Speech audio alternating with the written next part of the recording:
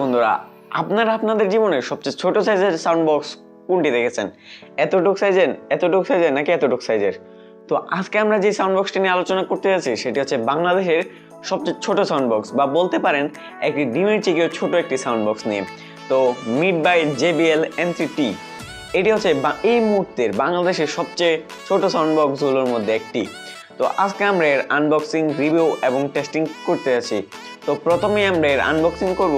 তো চলুন এর আনবক্সিং করা যাক এবং দেখা যাক এর প্যাকেজিং কোয়ালিটি এবং প্যাকেজিং কম্পোনেন্ট হিসেবে কি কি রয়েছে। তো চলুন আনবক্সিংটি করা যাক। তো এই সেই সাউন্ড বক্সের প্যাকেজিং। তো চলুন এটি আনবক্সিং করা যাক। আনবক্সিং করার পরে আমরা কিন্তু প্লাস্টিকের এরকম একটি সাঁচা পেয়ে যাবো এবং এর ভিতরে রয়েছে সেই সাউন্ড বক্সটি, এবং আমরা এর নিচ দিকে একটি ফিতা যা ক্যারি করার জন্য ইউজ করা হয়, এবং একটি মাইক্রো USB কেবল পেয়ে যাব, যেটা কিনা চার্জিং কেবল। তো এই দুটি ছিল এর বক্স কম্পোনেন্ট হিসেবে, এবং এটি হচ্ছে এই সাউন্ড বক্স। এই সাউন্ড বক্সের এই দিকে রয়েছে, নিচের দিকে রয়েছে একটি গ্রিপ, যার কোনো সমতল সারফেসে রাখলে এটি ঘষে পড়ে যাবে না বা সরে যাবে না। এবং এটি হচ্ছে কিন্তু বাটন, বা এটা হচ্ছে পাওয়ার অন অফ বাটন, এবং এখানে রয়েছে ভলিউম আপ এবং ডাউন বাটন। তো চলুন এটা অন করা যাক।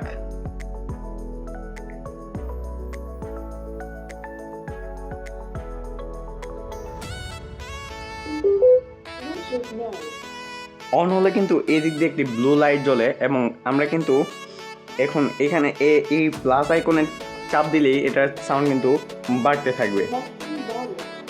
তো যখন এটা সাউন্ড একদম প্রপার বেড়ে যায় তখন কিন্তু এখানে একটি সাউন্ড চলে আসে। তো এই ছিল এর বক্স কম্পোনেন্ট হিসাবে। তো এই সাউন্ড বক্সটির আমার কাছে ভালো লাগার সবচেয়ে বড় একটি কারণ হচ্ছে সিরি কানেকশন। তো সিরি কানেকশন হচ্ছে অ্যাপল ইউজার বা আইফোন ইউজার যারা আছেন তারা অবশ্যই চিনবেন। এটি হচ্ছে আমরা যেমন গুগল, জেমিনাই অথবা ChatGPT ইউজ করি, সেরকম অ্যাপল বা আইফোনের ক্ষেত্রে রয়েছে সিরি। তো অন্যান্য যে কোনো সাউন্ড বক্সের ক্ষেত্রে কিন্তু আপনারা সিরি কানেকশন পাবেন না। সেক্ষেত্রে কিন্তু এই সাউন্ড বক্সটিতে আপনারা অবশ্যই সিরি কানেকশন পাবেন। সেটি কিন্তু এই সাউন্ড বক্সের এইখানটায় সম্পূর্ণ মেনশন রয়েছে। এটি হচ্ছে আমার এই সাউন্ড বক্সটি ভালো লাগার একটি বড় কারণ। তো এখন আমরা এর স্পেসিফিকেশন বা ইনফরমেশন দেখতে যাচ্ছি। তো চলুন এর কিছু স্পেসিফিকেশন বা ইনফরমেশন দেখা যাক। তো প্রথমে আমরা এর স্পেসিফিকেশনটা দেখে আসি। তো চলুন স্পেসিফিকেশনটা দেখা যাক। তো এই স্পেসিফিকেশন হিসেবে তেমন কিছু নেই, কিছু ইনফরমেশন রয়েছে। তো চলুন এই ইনফরমেশনগুলো একে একে দেখা যাক। তো উপরের দিকে লেখা রয়েছে পাওয়ার সোর্স হচ্ছে ব্যাটারি AC, এবং আউটপুট হচ্ছে 3 watt, channel 3, frequency range 100 hertz, আর প্লেব্যাক ফাংশন হচ্ছে APE MP3 LAC। তো নিচের দিকে সবগুলো কানেকশন মেথড দিয়ে দেওয়া রয়েছে। তো আমরা এর স্পেসিফিকেশন বা ইনফরমেশন দেখে নিলাম। তো চলুন ভিডিওটি কন্টিনিউ করা যাক। আমরা এখন এর স্পেসিফিকেশন বা ইনফরমেশন দেখে আসলাম। তো এখন আমরা এর সাউন্ড কোয়ালিটি এবং সাউন্ড টেস্টিং করতে যাচ্ছি। তো চলুন এর সাউন্ড কোয়ালিটি এবং টেস্ট করা যাক। তো এর সাউন্ড কোয়ালিটি এবং সাউন্ড চেক করে আমরা জানতে এবং বুঝতে পারবো যে এটি কি আসলে তার সেই প্রবাদ বাক্যটি বজায় রাখতে পেরেছে কিনা। তো চলুন এর সাউন্ড কোয়ালিটি এবং সাউন্ড টেস্ট করা যাক।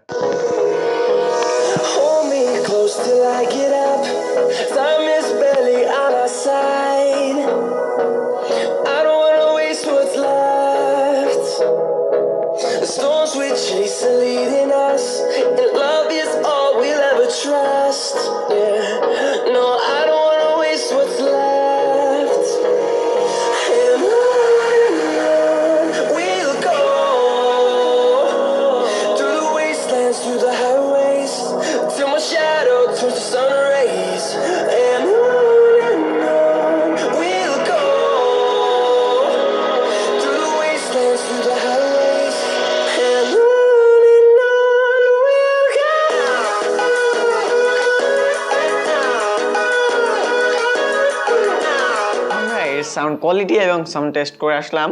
তো এখন আমরা এর কিছু ভালো দিক এবং খারাপ দিক দেখব। যেহেতু এটি একটি পোর্টেবল এবং মিনি সাইজের সাউন্ড বক্স, সেক্ষেত্রে অবশ্যই এর কিছু ভালো দিক এবং খারাপ দিক রয়েছে। সেক্ষেত্রে আমরা প্রথমে এর ভালো দিক, তারপর এর খারাপ দিক দেখতে যাচ্ছি। তো চলুন এর কিছু ভালো দিক এবং খারাপ দিক দেখা যাক। প্রথমে আমরা ভালো দিক দেখব, তারপর আমরা এর কিছু খারাপ দিক দেখব। তো ভালো দিকটা দেখা যাক।